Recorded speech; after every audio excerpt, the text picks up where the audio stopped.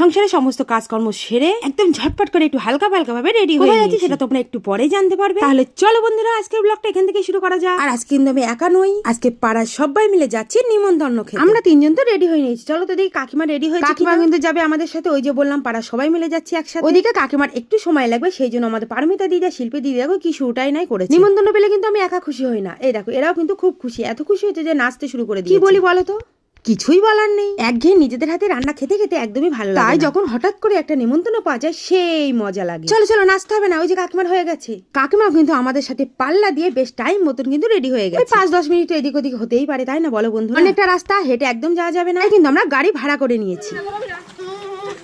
বন্ধুরা তোমরা হয়তো দেখতে পাচ্ছ না গাড়িটা, কিন্তু গাড়িতেই যাচ্ছে, গাড়ি ড্রাইভার, কিন্তু তোমরা দেখতে পাচ্ছ না। তোমরা গাড়িটা দেখতেও পাবে না, ঠিক আছে? এইসব ভ্যানিশ গাড়ি, কিন্তু আওয়াজটা পাবে। তোর জন্য একটু আওয়াজটা দিয়ে দাও না, আসো। গাড়ির আওয়াজটা করে দাও, একটু গাড়ির আওয়াজটা। ট্রেন মনে হচ্ছে খারাপ হয়ে গেছে। ও বাবা, আবার ট্রেন খারাপ হয়ে গেছে? হ্যাঁ, আবার ঠিক হয়ে গেল। কি করে যাবো আমরা? ওই জন্য আমরা পৌঁছাতে ঠিক হয়ে গেছে। ঠিক হয়ে গেছে, চালাও তাহলে, চালাও। একটু ধাক্কা দিয়ে গেছিল।